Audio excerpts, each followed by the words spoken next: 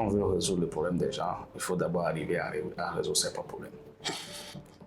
Il faut réussir d'abord à bien manger. Vous avez dit en fait que c'est pas possible de créer des startups en Afrique de l'Ouest. C'est extrêmement compliqué. Il n'y a pas forcément beaucoup de clients que vous allez pouvoir adresser dans chaque pays. Donc aujourd'hui, si vous allez vous définir aujourd'hui, comment est-ce que vous définirez en fait vos types d'entreprises aujourd'hui, PME ou startup? Moi, je dirais aujourd'hui que nous, on est d'abord une PME. C'est pareil, PME. PME. Quels sont selon vous les éléments qui vous ont permis d'avoir ces premières réussites jusqu'à aujourd'hui? Si je vais donner un exemple, aujourd'hui par exemple, si vous êtes à Cotonou et que vous êtes un très bon mécanicien professionnel formé, suffisamment équipé, vous n'allez pas manquer de clients. C'est une erreur qu'on peut faire, qu'on peut commettre très souvent. Dès le début, c'est de se dire, il me faut beaucoup de moyens. Vous êtes rentable aujourd'hui avec Assazra?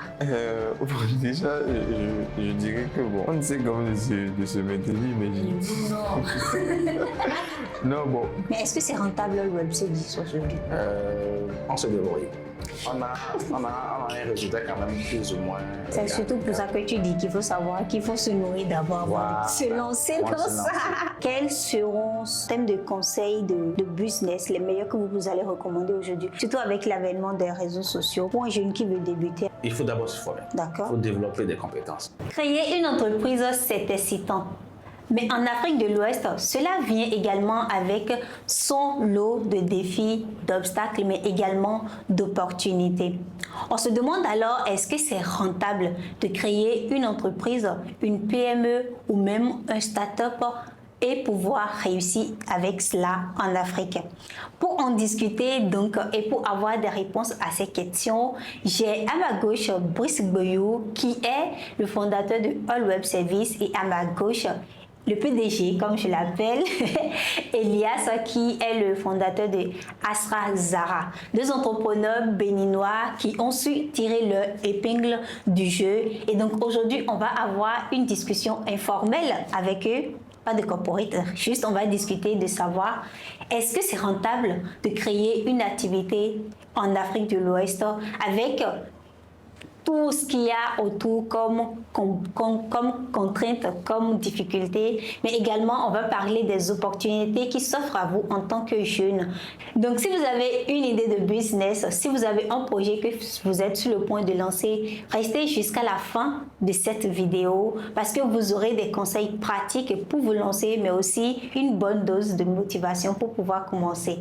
Et sans trop tergiverser, on va commencer tout de suite. Je vais demander à mes deux invités de se présenter et on va commencer par Brice Boyou. Bonjour et bienvenue dans ce podcast. Merci Claudine. Comment tu vas? Je vais très bien, toi. Si ça ne te dérange pas, tu veux bien te présenter à nous? C'est vrai que tu as déjà commencé. Je suis Brice Boyou, fondateur et CEO de All Web Services, qui est une entreprise béninoise qui développe des solutions pour les entreprises, les organisations, les professionnels et aussi des populations. D'accord, enchanté. On va revenir sur les types de services que vous proposez plus tard, de solutions. Elias, le PDG, dis-nous tout. Qui es-tu? Alors déjà, merci beaucoup pour l'invitation, Claudine. Moi, c'est Elias Mission. Généralement, sur Internet, c'est Elias Elima. Je suis team manager chez Assazra, donc CEO de Assazra. À Assazra, ce qu'on fait, on développe des solutions technologiques pour les entreprises et pour les professionnels, les particuliers, afin de leur permettre de pouvoir repousser les limites dans ce qu'ils font, de pouvoir avoir plus d'ambition, plus d'opportunités dans leurs activités. Wow, ça c'est intéressant. En fait, tous les deux proposent des solutions particulières, tout comme aux entreprises. Mais en fait, il y a une question qui me taraude tout de suite à l'esprit et je me demande, est-ce que c'était prédit d'avance que tu allais être PDG d'une grosse boîte qui propose des solutions pour des entrepreneurs? Bon, déjà dit grosse boîte, je pense que on suit quand même notre bout de chemin et tout. Je pense Assazra c'est né depuis, aujourd'hui on est en train d'avoir à peu près 5 ans, donc depuis 2019. Et en 5 ans, on a quand même beaucoup évolué. Dès le départ, ce n'était pas forcément prévu, mais j'avais quand même toujours eu cette envie d'entreprendre, déjà parce que c'est quelque chose que j'avais, surtout du fait de la famille d'où je viens. Je viens quand même d'une famille où la plupart de mes parents entreprennent, donc j'ai grandi vraiment dans un milieu comme ça. Mais est-ce que je me retrouverais à faire une entreprise où aujourd'hui on fait de la technologie? Non, ce n'était pas vraiment prédit de la sorte et tout. Donc c'est vraiment arrivé par opportunité et ainsi de suite. Et voilà quoi. Et est-ce que tu dirais aujourd'hui que tu as trouvé ton chemin? Je dirais oui parce que ce qui me passionne toujours, c'est de pouvoir trouver des solutions aux problèmes que les gens rencontrent. Comprendre vraiment les problématiques, les besoins que les gens ont pour pouvoir vraiment leur adresser une solution qui réponde vraiment à leurs besoins. Et ça, c'est vraiment ce qui m'a toujours passionné. Et aujourd'hui, dans le travail que je fais, ça me donne l'occasion de rencontrer beaucoup de personnes, que ce soit des jeunes, des chefs d'entreprise, etc., d'échanger avec eux, de prendre en compte leurs problématiques et ensuite de pouvoir adresser des solutions qui leur permettent de pouvoir repousser les limites, de pouvoir développer leur activité. Donc aujourd'hui, j'aime vraiment ce que je fais et je pense que globalement, j'ai trouvé un petit peu mon chemin quand même. Ça, c'est à applaudir. On va revenir un peu plus tard sur le chemin, comment est-ce que vous avez fait pour réussir jusque-là. Mais en attendant, je voulais aussi poser en fait la même question en fait à Brice. Brice, dis-moi, d'où te vient l'envie en fait d'entreprendre aujourd'hui? Dans mon cas, c'est plus ou moins par obligation. Ah, intéressant. J'ai un parcours qui ne correspond peut-être pas trop à ce que j'aime faire. Donc, j'ai étudié les transports logistiques. Donc, j'ai atterri à l'université en une filière de gestion des transports et logistiques. J'étais boursier et il fallait faire des choix. Donc, comme d'habitude, on fait 3 choix et le ministère choisit pour toi ce qu'il veut en fonction des critères. Et il y avait quand même une filière d'informatique. C'est ce que j'aimais beaucoup plus. Au collège, j'ai eu la chance d'apprendre les bases de l'informatique. C'est là que j'ai développé ma passion.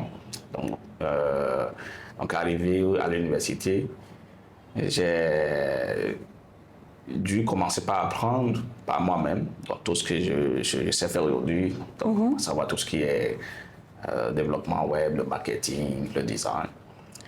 Et je n'avais pas le choix. Donc, nous sommes dans un milieu où, avant qu'on ne sache ce que tu sais faire, on doit d'abord te demander un diplôme. Et dans une école, chez l'ENEAM, c'est une école où tu n'as pas la possibilité d'avoir de cursus universitaire. Donc, tu dois finir forcément ce que tu es en train de faire. Et la seule chose que j'avais trouvé à faire, c'est de pouvoir me former moi-même. Et donc, comme je sais que l'entreprise ne s'intéressera pas à mon profil, alors le chemin, c'est l'auto-emploi et plus tard l'entrepreneuriat. Et donc, c'est de là qu'est venue l'idée d'entreprendre. Et aujourd'hui, on a All Web Service qui, je rappelle, propose donc des solutions, un ensemble de solutions pour des particuliers, mais aussi pour des entreprises. Mais dites-moi aujourd'hui, tout à l'heure, on parlait hors caméra et je disais, on va parler de start-up. Et vous avez dit, en fait, que ce n'est pas possible de créer des start-up en Afrique de l'Ouest. Dites-moi pourquoi.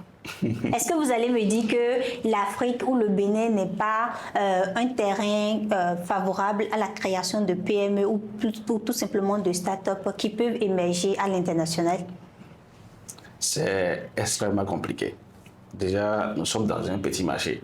Et quand on parle de start-up, c'est une entreprise à fort potentiel qui est appelée à croître aussi rapidement que possible.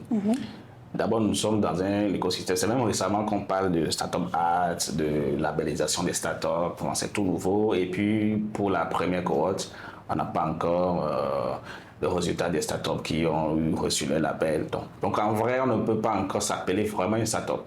Donc, c'est juste parce qu'il y a des programmes, des startups, où partout dans le monde, on ne parle que c'est ça, que parfois, on est obligé de se présenter comme une startup. Donc, sinon, en vrai, il n'y a pas de startup encore. Et si je dis qu'on ne peut pas vraiment développer des startups, comme j'ai dit, c'est un petit marché.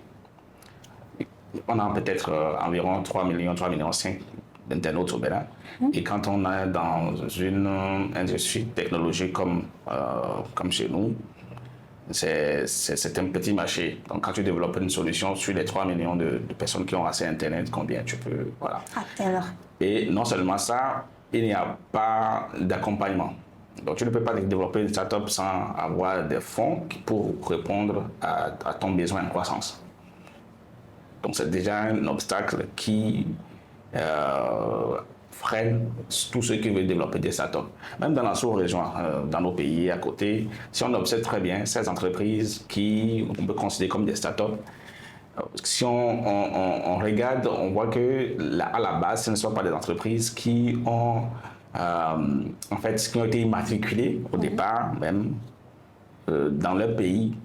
C'est peut-être en Europe, en Amérique, et bon, après, et parce que ces écosystèmes ont évolué, ça permet à une startup de pouvoir évoluer. Et les investisseurs se méfient de l'Afrique aujourd'hui. On va dire qu'ils se retirent complètement de l'Afrique parce qu'ils ont compris que le marché n'est pas encore prêt à accepter des startups qui se développent vraiment librement. D'accord. Là, en fait, on vient de voir quelques difficultés. Déjà, quand on parle de création de start-up en Afrique, si je peux résumer un peu, c'est bien ça. Oui. Elias, est-ce que tu es d'accord avec ce que M. Brice est en train de dire? Bon, moi, je n'ai pas un avis aussi tranché. Je pense qu'il y a des possibilités, mais c'est de trouver un modèle qui est propre à notre environnement. Parce qu'aujourd'hui, en Afrique, déjà, cette réalité de taille de marché, elle est réelle. Parce que suivant les segments de marché et d'activité que vous allez mener, il n'y a pas forcément beaucoup de clients que vous allez pouvoir adresser dans chaque pays. Donc généralement, surtout sur la zone francophone, si vous voulez avoir beaucoup de clients, il faut très vite pouvoir aller sur beaucoup de marchés. Vous devez pouvoir couvrir 5, 6, une dizaine de pays pour arriver à avoir une masse critique qui permet d'avoir une bonne croissance. Comparativement sur les zones anglophones, il y a beaucoup plus de leviers dû au fait qu'il y a beaucoup plus de personnes et tout. Donc ça, c'est déjà quand même un aspect très important qui fait qu'aujourd'hui, véritablement créer une start-up, c'est assez compliqué parce qu'une start-up, il vous faut de la croissance. Par contre, si vous êtes sur d'autres segments de produits, par exemple les produits de fintech qui sont beaucoup plus mass market, vous avez plus la chance de pouvoir adresser, d'avoir beaucoup de croissance parce que là, c'est des produits qui vont généralement s'adresser à plus de personnes et tout. Donc moi, je pense que ça dépend vraiment de ce que l'on veut proposer. En fonction de ça, il y aura en fait des contraintes de se dire, est-ce que là, je peux vraiment avoir l'allure d'une start-up? Est-ce que ici, je vais avoir peut-être l'allure d'une PME simplement qui développe ses services et qui va évoluer avec? Le deuxième aspect aussi, effectivement, il y a la contrainte d'accompagnement, de moyens et tout, qui est quand même aussi une réelle problématique. Mais je pense que c'est de trouver quand même la bonne approche, le bon modèle qui fonctionne. Parce qu'aujourd'hui, tout ce qu'on sait aujourd'hui des startups principalement, ça vient de l'Occident. Et l'Occident, c'est quand même un environnement où beaucoup de choses sont déjà matures. Il y a déjà beaucoup de choses qui sont établies, il y a déjà beaucoup d'antécédents. Les habitudes de consommation ne sont pas identiques. Par contre, en Afrique, c'est maintenant réellement qu'on est en train de comprendre, d'essayer de trouver des modèles qui fonctionnent. Donc, forcément, il faut trouver le modèle qui marche, mais je ne dirais pas que c'est totalement impossible. C'est difficile, mais il faut vraiment, ça demande beaucoup de temps et d'approche pour essayer de trouver un modèle qui puisse allier croissance et durabilité sur nos marchés quand même. D'accord, je comprends très bien. Donc aujourd'hui, si vous allez vous définir aujourd'hui, la question que vous avez adressée tous les deux, vous allez répondre séparément. Comment est-ce que vous définirez en fait vos types d'entreprises aujourd'hui, PME ou start-up? Moi, je dirais aujourd'hui que nous, on est d'abord une PME parce que on ne se classifie pas vraiment comme une start-up en raison déjà du modèle en fait qu'on essaie de suivre et tout. Voilà, nous on n'a pas forcément un modèle de croissance extrême, mais genre de croissance quand même maîtrisée et à la fois aussi avec un objectif de pouvoir durer. Donc ça nous oblige par exemple à être très accentué sur notre rentabilité, de pouvoir maîtriser notre croissance, ainsi de suite. Là où, par exemple, une start-up, elle va pouvoir brûler beaucoup d'argent pour chercher à aller beaucoup plus rapidement. Ce n'est pas vraiment sur cette démarche qu'on est aujourd'hui. Donc aujourd'hui, on évolue typiquement comme une PME actuellement. Et vous? C'est pareil, PME. Donc c'est comme Elias l'a dit. On peut développer notre propre modèle de start-up. Mais malheureusement, tout ce qui se met en place pour créer un écosystème où des start-up africaines émergent, c'est un modèle européen qu'on essaie d'adapter. Bon, qu'on n'adapte pas, je vais dire. Il faudrait qu'on adapte.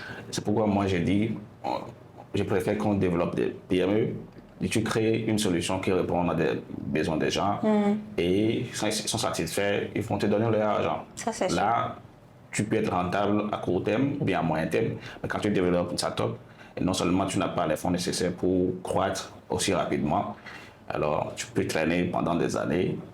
Et si tu ne trouves pas le bon modèle pour, comme Elias a dit, alors tu ne pourras pas en fait te développer dans notre écosystème. D'accord, je comprends. Et donc, au vu de tout ce qu'on a dit, en fait, juste là, quand même, aujourd'hui, vous avez tous les deux des entreprises qui sont en train d'évoluer à leur manière, donc avec des croissances maîtrisées, comme Elias l'a dit. Oui. Avec All Web Services, on a la Tata Agodje, on a WhatsApp, on a plein de services aujourd'hui que la plupart des gens utilisent, que ce soit des particuliers comme des professionnels pour pouvoir développer leur marketing en ligne. Oui. Quels sont, selon vous, les éléments qui vous ont permis d'avoir ces premières réussites jusqu'à aujourd'hui? Il faut dire que le marché, c'est un marché où les habitudes de consommation de produits numériques, ça continue à augmenter progressivement. Il y a 5 ans, 10 ans, les solutions qu'on a aujourd'hui ne pourraient pas avoir le même succès. Donc aujourd'hui, les gens sont beaucoup plus conscients, surtout ceux qui vendent des produits. Ils sont beaucoup plus conscients que l'Internet est une opportunité. Ils utilisent des outils au quotidien pour pouvoir échanger avec les clients, pour pouvoir vendre les produits et des services.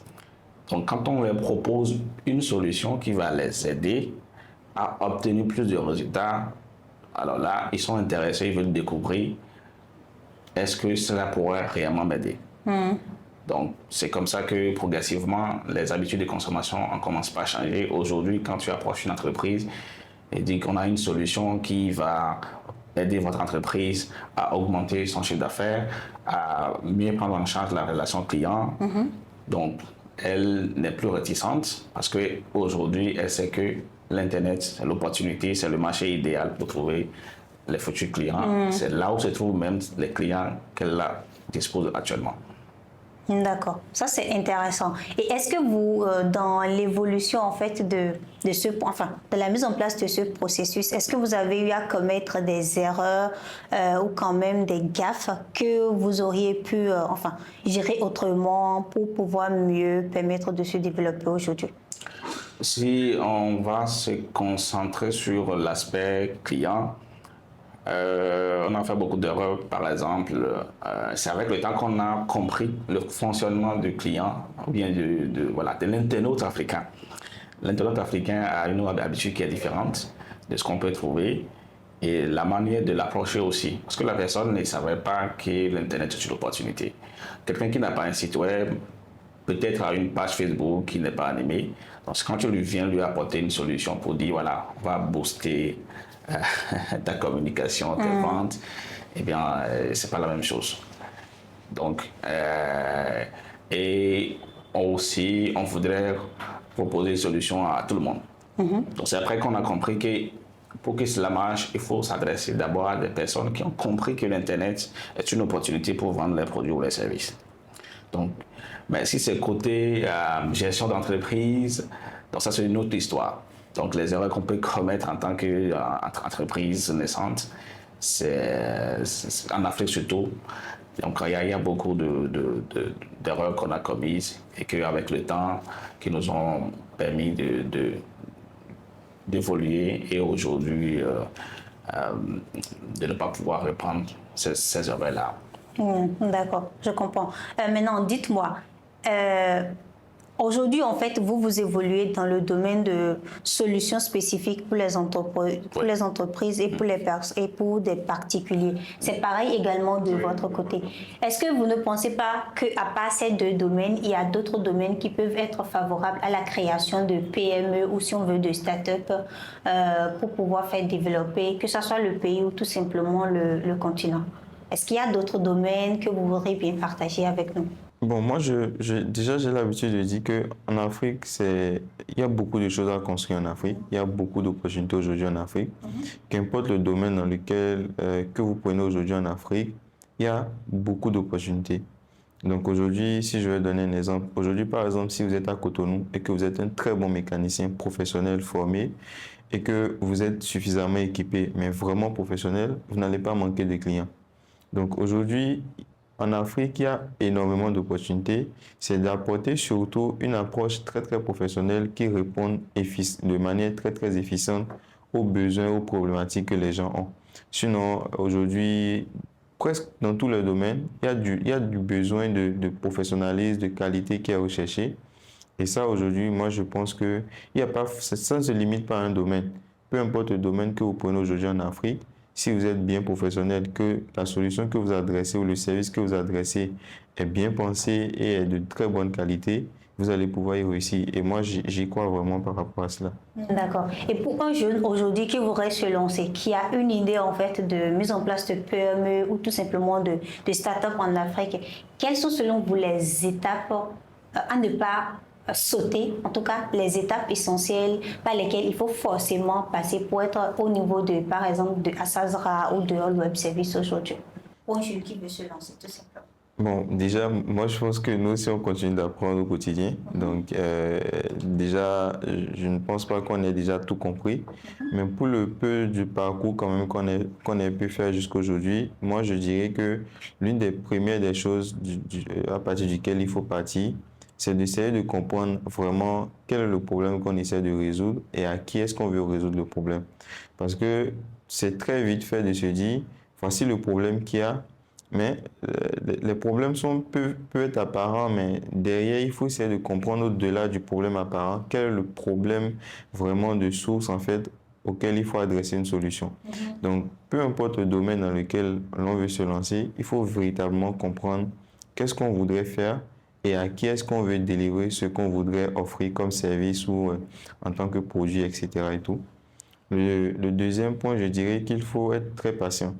Parce que nos marchés sont des marchés quand même avec des dynamiques très particulières qui font qu'il faut pouvoir se donner du temps pour évoluer, du temps pour pouvoir comprendre certains mécanismes et certains mouvements du marché et tout, avant de chercher à se dire qu'on va se lancer dans une forte croissance ou pousser beaucoup d'investissements.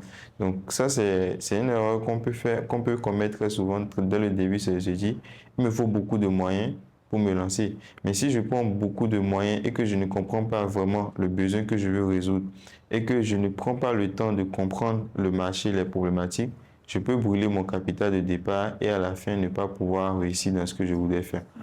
Donc ça, et le troisième point, je dirais qu'il faut très vite arriver à construire une véritable équipe avec qui on va faire du chemin. Parce que une entreprise, c'est avant tout des humains, c'est avant tout une équipe. Et ça, c'est un point très essentiel.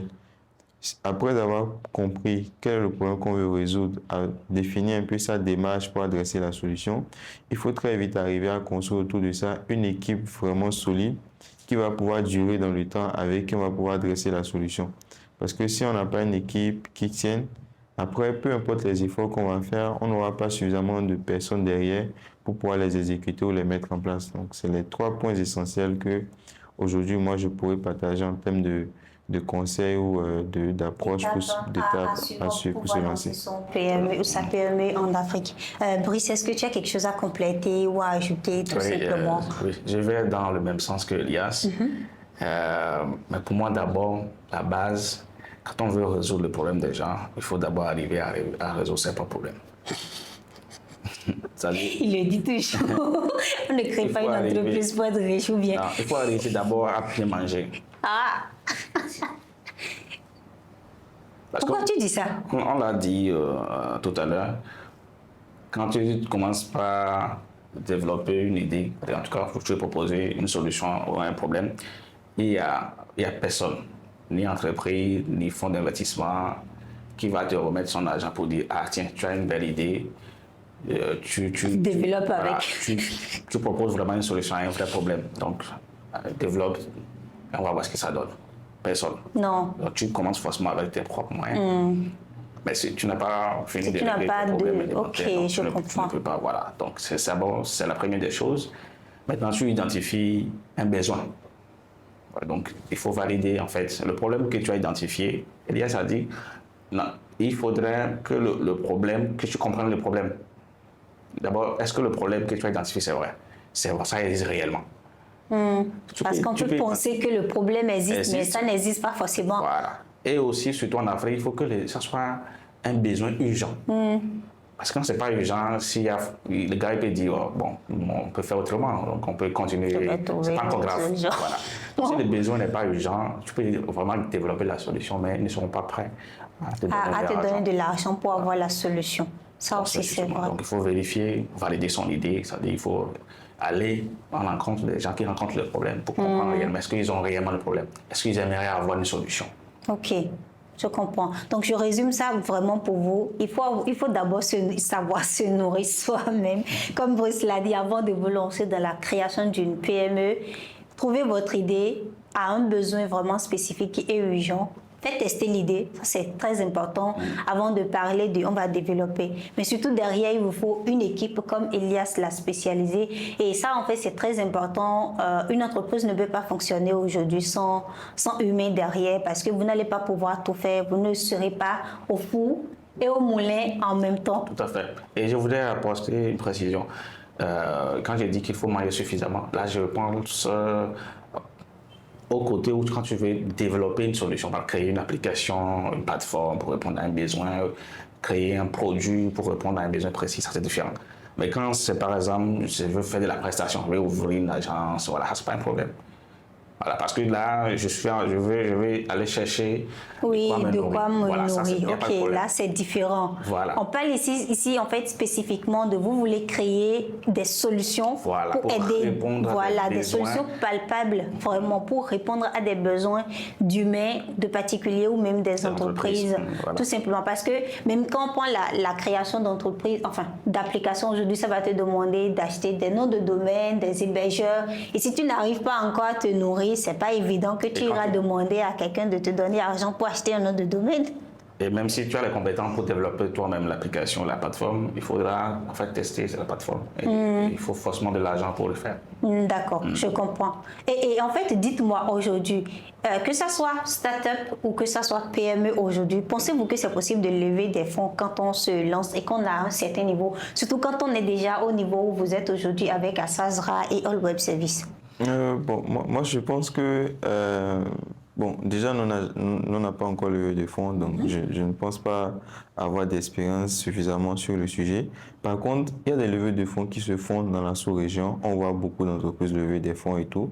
Donc, moi, je pense vraiment que si aujourd'hui, l'entreprise a suffisamment, développe quand même quelque chose qui a suffisamment d'intérêt, qui résout un problème, qui arrive à allier une bonne croissance à cela et tout, et que le problème auquel il s'adresse est quand même une problématique assez intéressante, elle peut véritablement arriver à lever des fonds. Après, ça peut être très très difficile et ça peut demander beaucoup de moyens, beaucoup d'autres expertises et tout.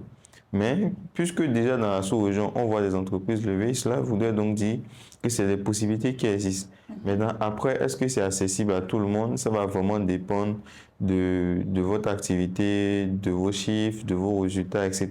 C'est ça qui va déterminer si, oui ou non, vous êtes éligible à vous présenter devant des investisseurs pour arriver à lever des fonds.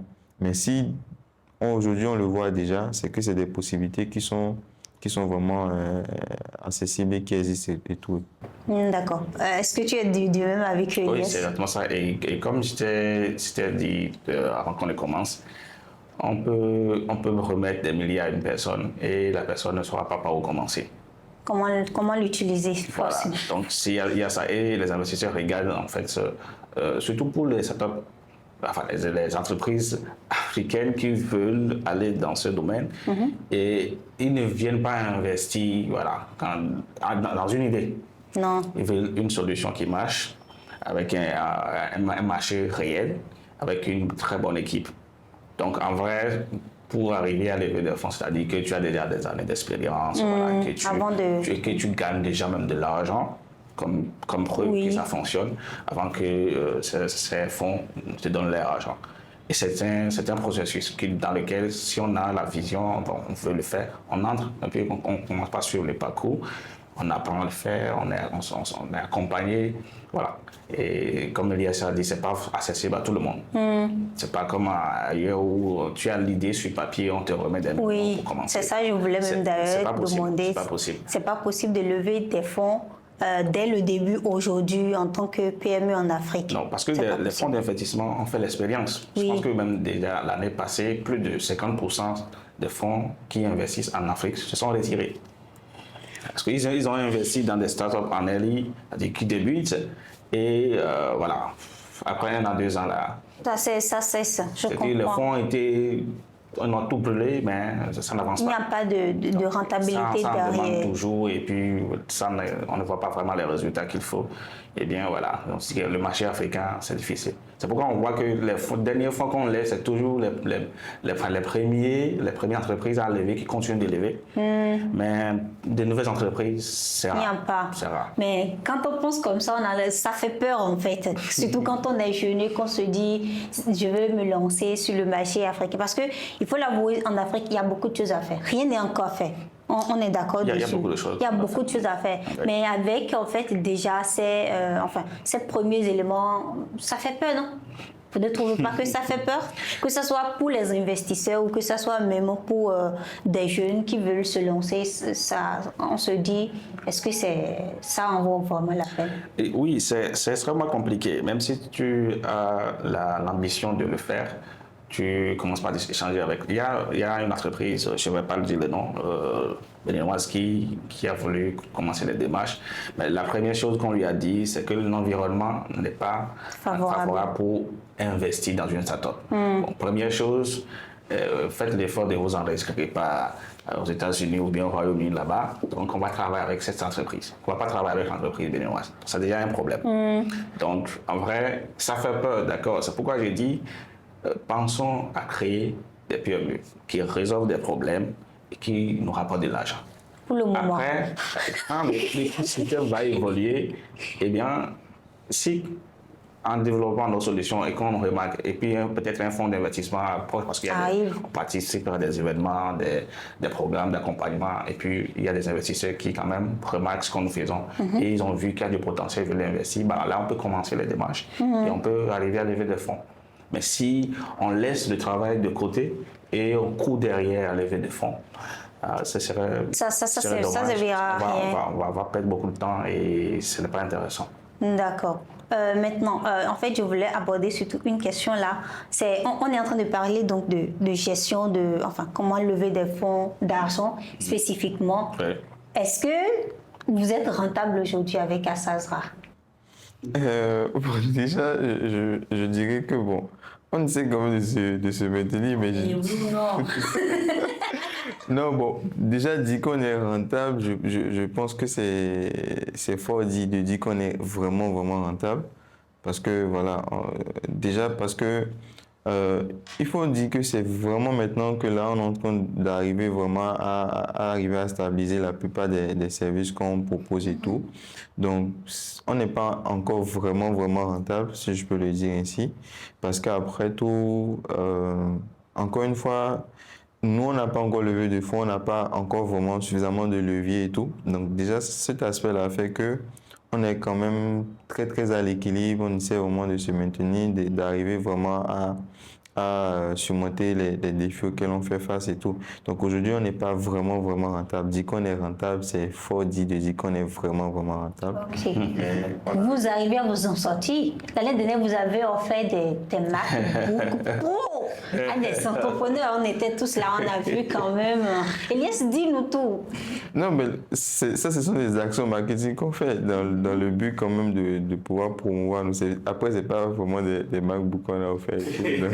C'est important de préciser parce que les gens vont se dire, nous on a offert des MacBooks. C'est ceux qui ont reçu. C'est ceux qui ont reçu qui disent que c'est des MacBooks, mais nous c'est qu'on n'a pas offert des MacBooks. Donc ils nous ont trompés alors.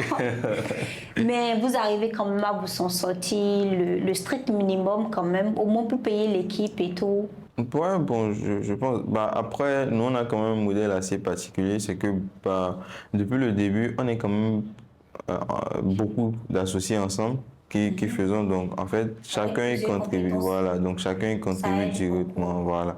Par contre, donc, ce qui fait que c'est relativement gérable par rapport à une boîte où on va recruter toutes les personnes qui sont dans l'équipe et tout. Voilà, donc ça, c'est déjà... C'est vraiment différent. Donc, ça fait qu'aujourd'hui, même quand je discute avec des gens, je ne pense pas que notre modèle soit vraiment un modèle parfait que les gens peuvent avoir facilement parce que la chance qu'on a eu dès le départ, c'est le fait qu'on soit beaucoup d'associés et que chacun avec différents domaines de compétences et que tout un chacun Vous avez apporte une des... vision aussi claire, une vision commune. C'est pas comme Brice qui, avec ses employés, si je me trompe pas, qui doit payer des employés aujourd'hui ou J'ai pas. aussi des associés qui aussi mettent sur la table les compétences, donc qui accompagnent, qui ne sont pas dans l'ombre, qu'on voit aussi, mais qu'on ne sait pas, qui sont aussi des associés. Ok. Mais est-ce que c'est rentable le web service aujourd'hui? On se débrouille. On a un résultat quand même plus ou moins positif. Ok. Et on n'est pas dans le rouge. Mais comme Elias a dit, on n'a pas pris l'argent de quelqu'un. Donc, on essaie de subvenir. Ce qu'on gagne, on réinvestit dans les pôles qui ont besoin de fonds et on essaie d'évoluer timidement. Donc, il a dit tout à l'heure qu'il a des associés qui ont apportent des compétences qui fait que voilà, c'est beaucoup plus relax. Et ça fait partie des décisions qu'on doit prendre au début. Quand on n'a pas l'argent et qu'on recrute des gens, en tout cas, on en est en Afrique. Et ça fait partie des erreurs aussi que moi j'ai commises. En fait, quand tu es une entreprise, il faut avoir un bureau, il faut avoir un local. Il faut avoir des gens. Il faut payer le loyer, il faut payer l'argent des gens. Et si après quelques mois, tu ne gagnes pas de l'argent, tu fais comment? Ça, c'est vrai. Les petits économies que tu as mis dedans, tout est parti. Tu es parti, mais donc tu fais obligé de remercier les gens pour C'est surtout pour ça que tu dis qu'il faut savoir qu'il faut se nourrir d'abord avant de se lancer dans ça. Et D'accord. si c'est possible de trouver des personnes qui ont la même vision que soi et qui voudraient s'associer pour pouvoir, surtout. Et il faut aussi que ces personnes mangent déjà à leur faim. Parce que quand ils ne mangent pas à leur faim, parce que ça va arriver, et puis c'est pas que ça va arriver, c'est très fréquent, les mois, vous n'avez rien. C'est-à-dire, il n'y a même pas 1000 francs pour les associés. Oh. Donc, si vous avez des personnes qui déjà n'avaient pas un travail, quelque chose qui les rapportait de l'argent, voilà, c'est mort. Donc, ils seront démotivés complètement. Si au départ ils avaient l'énergie, ben, ils vont abandonner. Donc ce n'est pas rare de trouver on va dire, des associés ou des cofondateurs qui, au bout du chemin, il y en a qui sont partis. Puis voilà, peut-être la personne qui est l'élément principal qui reste, qui n'abandonne pas. D'accord. Ça, c'est intéressant. Donc, Déjà, je vais rebondir un petit peu sur ce que Brice a dit. Donc, ça, c'est quand même très important parce que, comme je le disais en début, la chance majeure que nous, on a aujourd'hui, c'est le fait qu'on soit beaucoup d'associés dès le départ. Et cela fait qu'il y a différents corps de compétences. Et même pendant un moment, même si vous ne vous en sortez pas, mais bon, après, chacun individuellement continue de contribuer et ça permet de tenir un peu et tout pour pouvoir continuer à faire le chemin et tout. Parce que ce qui est le plus difficile, c'est de rester le plus longtemps possible jusqu'à arriver vraiment à maturation par rapport au projet que vous avez et tout. Donc, ça aussi, c'est une approche qui est assez intéressante, c'est-à-dire dès le départ, arriver à s'associer avec des personnes qui peuvent apporter des compétences qui puissent être complémentaires pour permettre quand même d'offrir les services de départ et tout. Et là, en fait, chacun s'investit de la sorte jusqu'à ce qu'après, si vous avez plus de moyens, vous serez en mesure de recruter des gens, ainsi de suite et tout. D'accord. Et si tu permets, je ne te l'ai jamais dit, mais Assad Zahra a disparu pendant environ 2 ans. Oui. Vous êtes retourné, on va dire, au laboratoire, vous avez conçu vos trucs, vous êtes venu, boum. Oui. J'ai l'habitude de discuter surtout avec mon associé principal, elle dit, c'est quoi les secrets des gars là? Oui, c'est vrai que des fois ça monte. C'est maintenant que je comprends mieux que... parce que pour arriver à tenir une équipe pendant ce temps, sans une activité commerciale qui rapporte constamment de l'argent, bah, c'est vrai. Donc, il fallait des personnes qui comprennent. Et voilà, qui comprennent qu'il faut développer quelque chose qui réponde à des besoins. Après, on gagne de l'argent, qui ne sont pas là pour Donc, je veux gagner juste de l'argent. Quand le salaire ne vient pas, c'est que c'est mort. Oui, et c'est surtout ça le problème de la plupart des jeunes aujourd'hui. C'est très difficile de trouver des jeunes qui vont se dire, mettons ensemble nos compétences, créons quelque chose et dans le futur, on va gagner de l'argent avec. La plupart des jeunes aujourd'hui sont sont dans le je gagne un peu, je fais du m'as-tu vu avec et après je disparais. Et en fait, ça m'amène même dans la deuxième partie que je voulais qu'on aborde dans ce podcast. Et donc, ça m'amène d'ailleurs en fait dans la partie numéro 2 en fait que je voulais qu'on aborde dans ce podcast, c'est la création. On a parlé en fait des PME, de start-up, mais aujourd'hui, l'autre possibilité qu'on a aujourd'hui en tant que jeune, c'est juste de lancer des business rentables, que ce soit le e-commerce, que ce soit le freelance, se lancer en freelance en ligne pour pouvoir gagner de l'argent. Donc, on va aborder rapidement dans cette deuxième partie ces aspects-là, mais aussi l'aspect de quand on commence par gagner de l'argent en tant que jeune, comment est-ce qu'il faut se comporter, comment avoir des visions claires. Parce que, honnêtement, je regarde le terrain aujourd'hui, la plupart des personnes que moi je vois, il y en a très peu qui ont une vision long terme.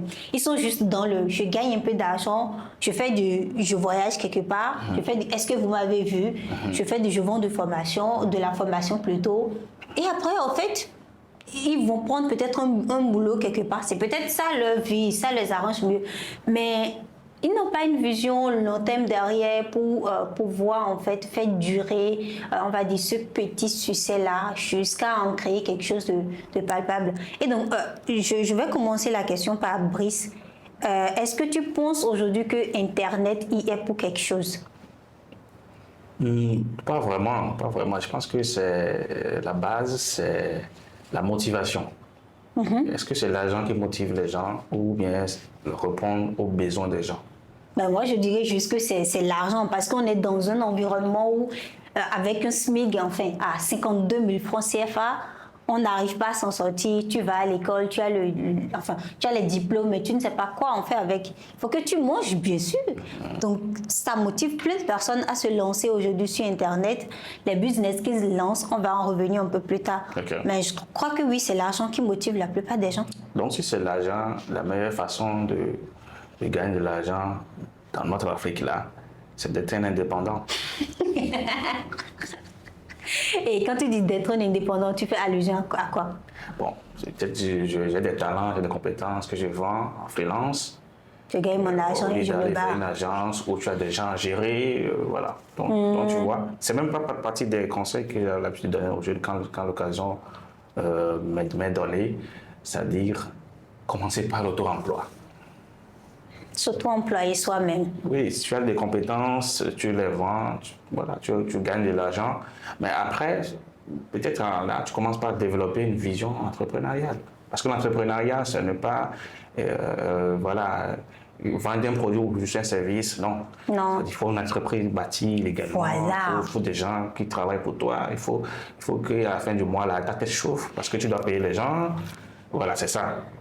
Donc, commencer d'abord par l'auto-emploi, par vendre. Tu as parlé de freelance, tu as parlé de e-commerce. Ce sont des activités où on gagne de l'argent en vendant des produits ou des services partout dans le monde.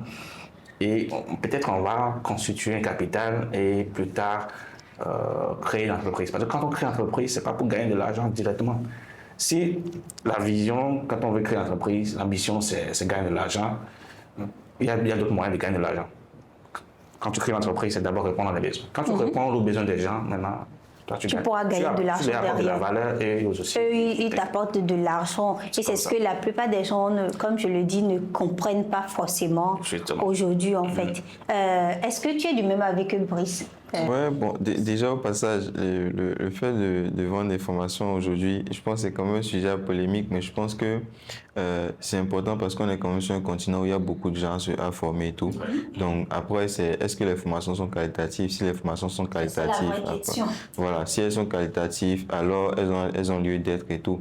Donc oui, moi je pense déjà en fait, fondamentalement, je pense que le premier truc majeur, en fait, c'est qu'on ne peut pas en vouloir aux gens si les gens ne veulent pas, les gens n'ont pas une vision long terme. Parce qu'on est quand même dans une contrainte quotidienne où il y a beaucoup de challenges. On connaît la réalité économique et tout ça. Donc, dire à quelqu'un aujourd'hui, un jeune, lui dit de penser long terme tout de suite, c'est difficile. Il faut avoir beaucoup de recul et tout.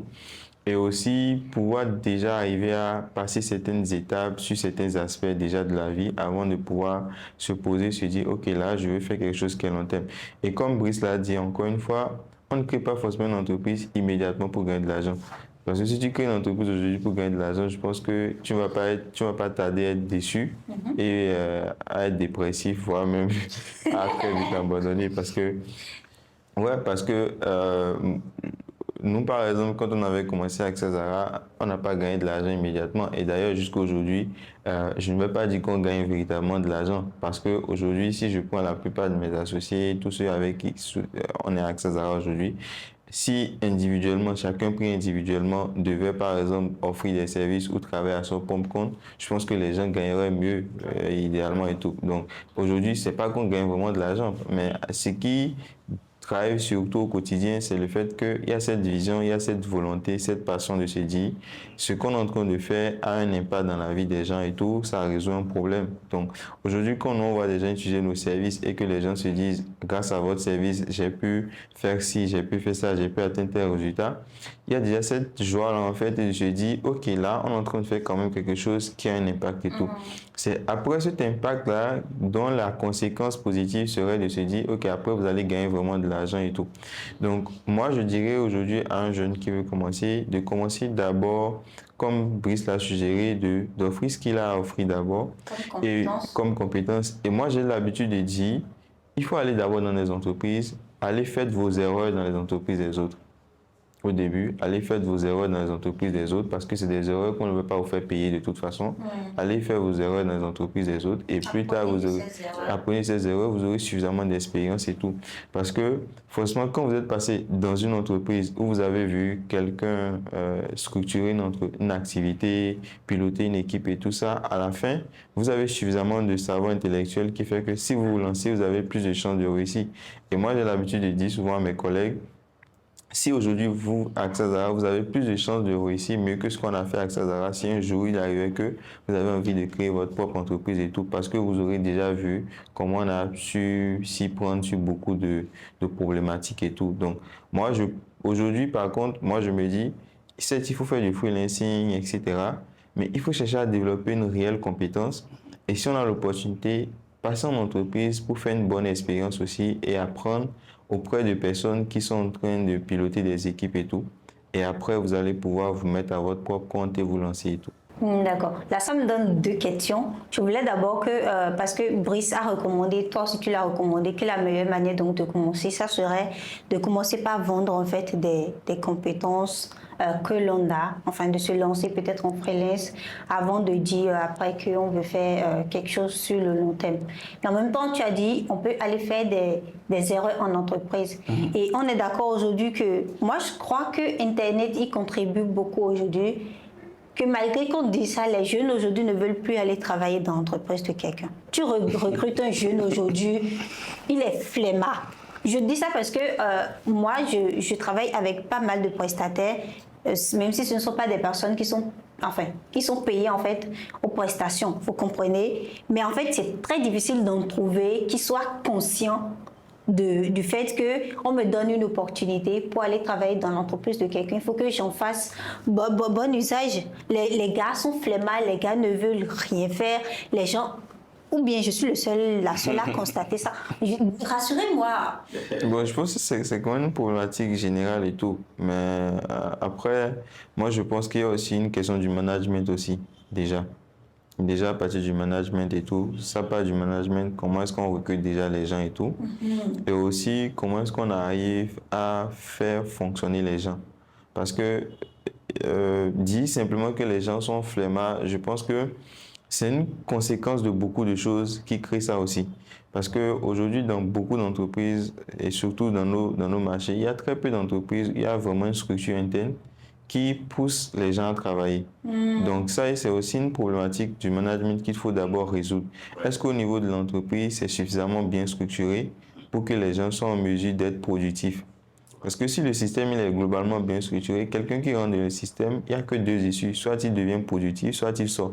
Voilà. Ça, c'est vrai. Donc, je pense qu'il faut déjà partir de là. est-ce qu'au niveau du management, c'est fondamentalement déjà bien défini, bien structuré et tout? Parce qu'il y a des entreprises où tu peux être dans l'entreprise, mais tu ne sais pas vraiment ce que tu dois faire. Il n'y a pas une structuration de l'activité, des responsabilités, etc. On te confie juste ce qu'on trouve. Voilà. Et l'autre chose aussi, c'est que très souvent en tant que manager, et ça, c'est même quelque chose que moi, ça m'a pris beaucoup de temps à comprendre, c'est de se dire, quand on commence par faire une activité, de se dire, bah, les gens vont eux-mêmes penser ce qu'on doit faire. Sans le dire. Sans le dire. Oui, Alors que c'est vrai. en réalité, c'est très faux. Parce qu'en réalité, il faut dire, redire, et d'abord même le rôle du manager, c'est de faire comprendre aux gens ce qu'il y a à faire. Donc, ce n'est pas de dire aux gens, ok, je viens, je vous mets dans une salle, pensez ce qu'on doit faire et commencer à faire. Donc, il faut déjà ça. Parce que généralement, quand tu discutes avec les gens disent, mais les gens ne travaillent pas, les gens, mais là, quand tu poses la question de savoir, mais est-ce que tu as fait savoir aux gens ce qu'ils devaient faire, quels sont les résultats qui étaient attendus et les gens ne l'ont pas fait? D'accord. Donc, moi, ça c'est quelque chose. Donc, par exemple, nous, l'une des choses qu'on a commencé par faire avec César très tôt, c'est de commencer par documenter. Aujourd'hui, c'est un truc qu'on pousse beaucoup, c'est de documenter absolument tout au sein de l'entreprise. De sorte à ce qu'il y a quand même suffisamment de ressources pour orienter les gens dans ce qu'ils doivent faire et comment s'y prendre, comment est-ce qu'ils doivent le faire et tout. Donc, ça, c'est un aspect essentiel et tout. Donc, moi, je ne vais pas rejeter la responsabilité sur directement les gens disent. C'est vrai qu'aujourd'hui, il y a vraiment des gens qui n'ont pas la volonté de travailler et tout. Mais je ne pense pas que quelqu'un va se lever de chez lui, avoir des contraintes du quotidien, de devoir payer un loyer, de devoir se nourrir, se vêtir, se retrouver dans une entreprise et décider délibérément de ne pas travailler, et tout en sachant que cela pourrait le mettre en danger dans une situation précaire. Personne ne va le faire consciemment, je ne pense pas. Donc, est-ce qu'au niveau du management, le travail est suffisamment bien structuré et tout? Donc moi, lorsque je me rends compte qu'au niveau de l'équipe, notre productivité ou bien la manière dont on doit évoluer n'est pas bon, je me remets en cause. Ça veut dire que quelque part sur la manière dont j'ai structuré les choses, ça veut dire que j'ai raté quelque chose quelque part et je dois me poser, voir, ok, là, il faut que je documente quelque chose, il faut que j'écrive quelque chose, il faut que j'aille me former sur telle problématique pour mieux. Et c'est encore une fois pour ça, moi, je recommande aujourd'hui aux gens d'aller en entreprise parce que généralement, une entreprise qui existe, qui tient déjà pendant certaines années, elle est déjà la plupart du temps structurée. Il y a déjà des process, par exemple. Aujourd'hui, si vous allez travailler dans un grand groupe, etc., ou même dans une PME, la plupart du temps, il y a des process qui sont déjà établis. Vous allez apprendre, vous allez voir comment on définit ces trucs-là et tout. Et quand vous allez faire votre activité, votre entreprise, vous allez pouvoir mieux vous y prendre. D'accord, je comprends. Merci beaucoup. Tu voulais compléter quelque chose? Oui, c'est parce que j'ai mon expérience personnelle pour cela. Moi, je n'ai jamais travaillé en entreprise. Ok. Même pas une heure. Wow. Moi, j'ai essayé pendant un mois. Je suis sûre que j'ai tout détruit. Quand j'ai quitté directement l'école, enfin, la fin de licence, le stage pour le mémoire, après ça, c'est mort. Donc, directement, je travaille en freelance, j'ai créé l'agence, je commence par les prestations avant que ça ne devienne plus tard à web service.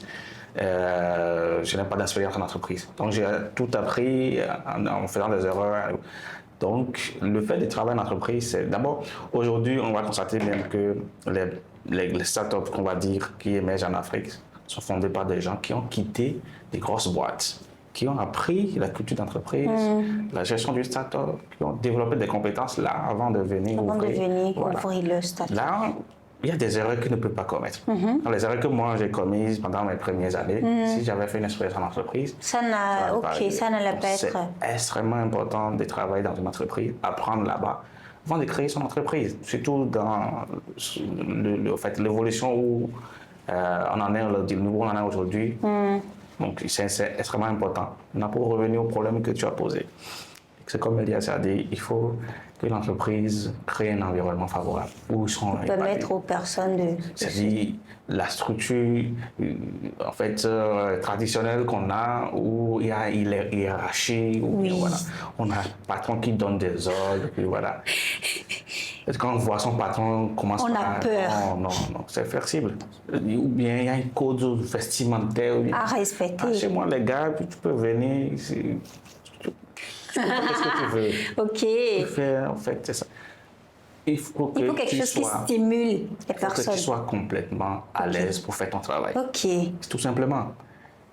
Et là, quand tu discutes avec eux, quand ils te voient, ils sont contents comme... Il faut que tu aies des collaborateurs, pas ce sont mes employés, voilà. Collaborateurs. Ok. Surtout quand on parle de PME, tout ce qui est start-up ou bien tout ce qui est technologie, quoi. Donc c'est important de pouvoir le faire. Il faut qu'ils soient vraiment à l'aise. Et comme Elias a dit, si c'est comme ça, ils savent qu'ils ont des charges, ils ont besoin de l'argent. C'est quand ça les dépasse qu'ils ne sont pas épanouis, ils savent pas ce qu'il faut faire, et ils sont là, ils dépriment. Le burn-out, voilà. D'accord, je vois. Et vous qui avez commencé d'abord par vendre des compétences avant de lancer votre start-up aujourd'hui, quels seront, enfin, en termes de conseils de business, les meilleurs que vous allez recommander aujourd'hui, surtout avec l'avènement des réseaux sociaux, pour un jeune qui veut débuter avant d'arriver peut-être à votre stade aujourd'hui? Il faut d'abord se former. D'accord. Il faut développer des compétences. Et, en termes de compétences, vous recommanderez quelles compétences? Si c'est pour gagner de l'argent... Évidemment que c'est pour gagner de l'argent. Il y a énormément de compétences aujourd'hui, mais il faut aussi faire attention de ne pas... c'est comme Levenec a dit dans un post, il ne faut pas t'inscrire dans une école, dans une formation que 3 ans plus tard, l'IA va... Ok, parce oui, que il y a quand on dit aussi que l'avènement. l'histoire de l'IA ne va pas remplacer les humains, bon, les gens ils savent bien, mais ils ne veulent pas dire, ou ils ne veulent pas accepter. Vous pensez que ça va vraiment remplacer les humains? C'est un autre débat. Quand on dit que l'IA va remplacer les humains, ça ne veut pas dire faire disparaître les métiers. Remplacer les humains pour une tâche dont on a besoin de 10 personnes, on peut en revenir même à 3. Ça se fait déjà. Mais est-ce qu'on n'a pas remplacé cette personne? Ok. Donc c'est comme ça moi je vois les choses. Donc il faut accepter cela. Donc se former avec des compétences palpables. Des compétences qui ont encore de l'avenir et surtout ne pas prendre les outils comme des concurrents ou bien des ennemis. Il faut savoir les utiliser parce qu'on est en train de voir des métiers où on demande aux gens, vous devez savoir utiliser tel outil. Bon, donc c'est important. Et maintenant, si on veut entreprendre plus tard, il faut des formations de management. Okay. Il faut se former en entrepreneuriat. On n'a pas besoin d'aller dans une école, on a des formations en ligne, on a des entrepreneurs qui produisent des podcasts pour nous aider. Okay. Voilà. Par exemple, comme ce podcast, ça peut être intéressant pour quelqu'un qui a une vision d'entreprendre.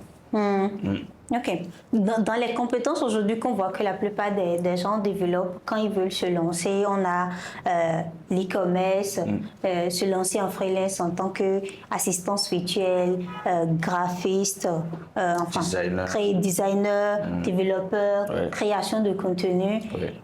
Est-ce que vous pensez que c'est toujours adapté à notre monde aujourd'hui, surtout quand on prend l'avènement en fait de l'IA? Bon, déjà, moi, je n'ai pas un avis sur qu'est-ce qu'il faut faire, qu'est-ce qu'il ne faut pas faire. Parce que, bon, fondamentalement, moi, je n'ai pas d'expérience même en fourniture de service. Déjà, parce que, à titre personnel, je n'ai jamais fait en disant que je vais fournir des services et tout. Et même au niveau de Access Zara, on n'a jamais fait du service. On a une boîte de produits dès le départ. Donc, c'est un truc qu'on s'est interdit en se disant, on veut faire du produit, on ne va pas faire du service. Voilà. Donc, je n'ai pas d'expérience par rapport à ça. Est-ce qu'il y a une compétence qu'il faut développer, qu'il ne faut pas développer? Moi, je pense que je mise plus sur des valeurs humaines et deuxièmement sur des aptitudes. Par exemple, en termes de valeurs humaines, il faut être quelqu'un d'honnête, quelqu'un à qui on peut faire confiance, de totalement intègre. Peu importe ce que tu as envie de faire, c'est des valeurs qu'il faut avoir. Il faut être respectueux, respecter ses engagements et tout. Et en termes d'aptitude, il faut être quelqu'un de curieux qui essaie de comprendre les choses fondamentalement. Moi, par exemple, je suis quelqu'un d'extrêmement curieux, de manière très, très curieuse. C'est-à-dire que si aujourd'hui, moi, je rencontre quelqu'un, je vais me dire, OK, qui est cette personne, c'est quoi son parcours, etc. Donc, généralement, si je sors en ville, par exemple, dans mes notes, par exemple, dès que je vais voir une publicité, je vais inscrire le nom de l'entreprise, je vais faire la photo de la pub. Dès que je vais me poser, je vais rechercher, je vais dire, mais qui sont ceux qui ont fait ce truc, c'est quoi leur parcours, c'est quoi ce service, etc. Donc, à notre ère aujourd'hui, c'est déjà d'être capable de pouvoir trouver l'information.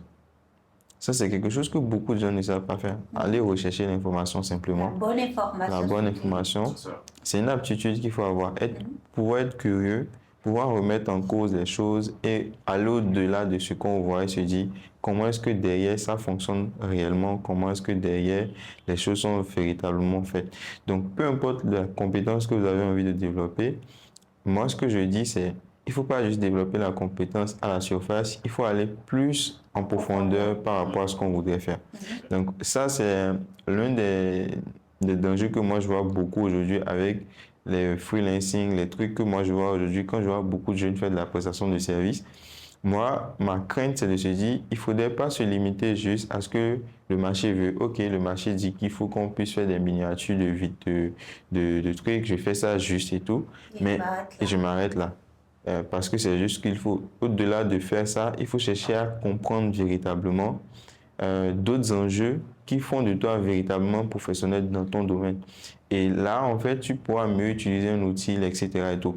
Donc, par exemple, moi, les gens parlent souvent d'outils no-code, des trucs, etc. Et souvent, moi, je dis, quelqu'un qui est un développeur, par exemple, sait mieux utiliser un outil no-code que quelqu'un qui n'est pas un développeur. Pourquoi? Parce que généralement, le développeur, il a plus de notions beaucoup plus profondes sur beaucoup de sujets, a déjà des aptitudes sur des axes de logique, etc., qui font que ces outils peuvent être encore un accélérateur pour lui. Donc, si vous comprenez très bien, vous êtes très bien dans votre compétence, l'IA ou peu importe ce qui va suivre sera un atout pour vous permettre même d'aller plus vite et d'exceller. Par contre, si vous n'êtes pas bon et que vous êtes, disons, désolé de le dire, mais si vous êtes nul dans ce que vous faites, l'IA va vous rendre plus nul. Les nouvelles technologies, les outils ne vont pas vous rendre plus fort. Donc, les outils, c'est juste un peu comme les coefficients ou bien c'est comme un levier qui va vous soit accélérer votre perte ou accélérer votre succès, en fait. Donc, c'est comme ça, moi, je le vois et tout. Ok, super. Et que diriez-vous aujourd'hui à un jeune qui s'est lancé, enfin, on va dire, ou bien qui veut se lancer tout simplement, que ce soit en tant que freelance pour développer les premières compétences ou que ce soit en tant qu'un jeune entrepreneur? Quel conseil lui donneriez, vos seuls conseils, pour lui permettre d'évoluer? Bon, d'abord, il faut savoir choisir son métier. Bon, nous, on ne peut pas dire et c'est tel métier qui sont en vogue parce que ça évolue très vite. Bon, l'orientation que moi je peux donner là, c'est d'utiliser, de faire une recherche. Bon, on a les IA qui ont ce qu'on appelle les deep search, bon, une recherche profonde, qui va parcourir Internet pour pouvoir voir les tendances actuelles et permettre de pouvoir s'orienter. Après, quand on sait le métier, il faut pratiquer les compétences qui vont avec. On choisit une plateforme pour se former. On a des plateformes locales même qui proposent des formations. Et il faut faire très bien son travail. Toujours. L'argent ne doit pas être toujours sévère. Il faut d'abord satisfaire le client. Le client avant de demander l'argent derrière. Forcément. D'accord. Ouais. Moi, je vais aller sur les mêmes traces que ce que Brice a dit et tout. Effectivement, il faut bien faire son travail. Moi, je pense qu'il y a quelqu'un qui avait écrit, il faut faire bien son travail comme si on devait rendre compte à Dieu.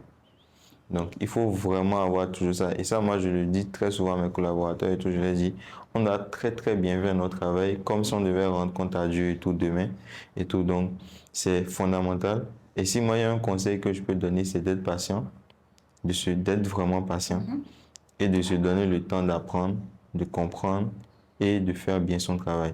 Voilà. Donc, il ne faudrait pas... Parce que dans la patience doit te faire des choix, de se dire, je ne veux pas forcément mettre l'argent en priorité, mais je vais peut-être mettre en priorité ma connaissance, etc. et tout.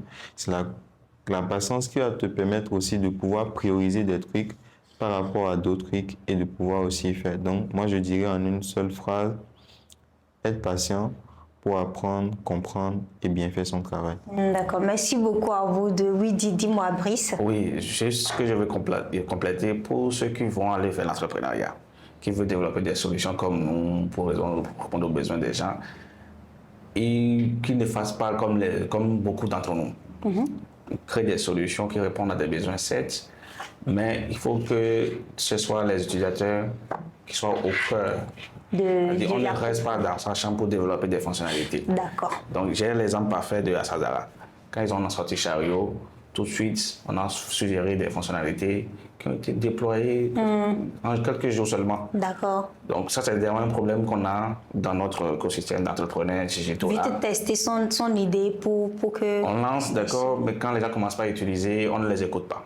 On développe les fonctionnalités qu'on veut, mais pas ce que le client fait. OK. Et le service client. Oui. Ça, Ça, attention, c'est un gros problème, surtout non, quand on vient d'Afrique. c'est le plus haut. D'accord. Soit on ne répond pas, ou bien on fait vite. On fait semblant de ne pas avoir lu le message pendant que l'utilisateur a vraiment besoin. Donc, il faut aussi mettre au cœur de son entreprise le service. C'est plus important même que le produit. OK. Parce que ton produit peut être mauvais, mais quand tu as un bon service client, des gens peuvent rester. Ils vont rester. D'accord. Ouais. On en arrive donc presque à la fin de cet épisode qui a été vraiment ultra riche. On a parlé de PME, on a parlé de start-up. C'était avec Brice Boyou. Il est le CEO de All Web Service. All Web Service qui a créé la data digitale Agodier aujourd'hui. C'est seulement Agodier là que tu connais. Hein? Moi, j'aime Agodier. Agodier aujourd'hui, c'est comme votre assistante virtuelle qui vous aide dans tout, qui répond à vos questions, qui gère votre service client. On a WhatsApp pour pouvoir automatiser la vente de vos produits, conversation par WhatsApp également. Oui. Et on a Afrio également, qui est une plateforme qui met en relation des freelances avec des entreprises, bien sûr. Ça, c'est ArtiWeb. Ah ok, ça c'est ArtiWeb. Enfin, ils ont développé plein de solutions. Et de l'autre côté, on a eu Elias Elima, qui est le PDG de AstraZeneca. Ils ont créé Zeo, ils ont créé Chariot. Chariot aujourd'hui, c'est comme le Spotify africain. Je l'ai envoyé à une personne qui a vu ça, qui a dit attention, c'est comme un Spotify, enfin, c'est comme un Shopify africain, voilà. Excusez-moi, qui vous permet de créer votre boutique en ligne en quelques clics. Et j'ai d'ailleurs fait une vidéo dessus qui va sortir bientôt sur la chaîne. En attendant, d'ailleurs, abonnez-vous et likez. Je ne l'ai pas demandé depuis, c'est le moment de le faire. Donc, abonnez-vous à la chaîne, likez la vidéo et laissez nos petits commentaires. Donc, Chariot aujourd'hui vous permet aujourd'hui de créer une boutique en ligne pour vendre un produit, un service, recevoir des paiements de n'importe quel bout du monde sans être obligé de passer par des nombreuses solutions compliquées qui n'étaient pas adaptées au marché africain et plein d'autres solutions qu'ils développent encore. Ça a été un plaisir d'avoir été en votre compagnie. On a parlé de PME, on a parlé de start-up, mais aussi on a parlé en fait de business en ligne. Alors si tu écoutes encore cet épisode jusqu'ici, ce que j'ai envie de te dire tout simplement, c'est que ce soit pour créer une start-up ou pour lancer un business, retiens ceci. Les start-up ou les PME en fait offrent un gros potentiel, mais demandent du capital et de la patience. Et comme ils l'ont dit dans notre environnement, les start-up qu'on voit en Europe ou en Amérique, c'est pas forcément ce modèle-là qu'on peut appliquer à notre contexte africain. Il faut savoir donc l'adapter. Les business en ligne, par contre, sont plus accessibles, mais nécessitent du travail, de la patience, de la régularité, surtout du travail bien fait. C'est important de l'ancrer dans votre tête, dans votre petite tête, et de pouvoir en fait s'en sortir. L'important ici, c'est surtout d'agir, de tester. Quand vous avez une idée de business, de l'amener sur le marché, de tester le produit, de mettre au cœur votre service client, le service client au cœur de votre produit, de répondre vraiment aux besoins du marché. C'est important. Il ne faut pas que vous imaginez des besoins, mais les vrais besoins, les réels besoins du marché, c'est à ça que vous devez absolument répondre. Donc, c'est sur ça qu'on va conclure cet épisode en fait de discussion informelle. Elias, merci d'avoir été nôtre, d'avoir accepté l'invitation. Merci beaucoup. Et on espère que vous allez encore faire beaucoup de choses avec AstraZeneca. On sera toujours là pour soutenir. Et Fofo Brice, comme je l'appelle, merci beaucoup aussi d'avoir été des nôtres, d'avoir accepté l'invitation. Donc, chers auditeurs ou chers téléspectateurs, on va revenir dans le corporate. Si vous êtes restés jusque-là, je vous prie encore une fois de liker la vidéo, de nous laisser un petit commentaire pour soutenir la chaîne, de vous abonner aussi à la chaîne et on se retrouve, on va dire, dans une prochaine vidéo. Et ciao!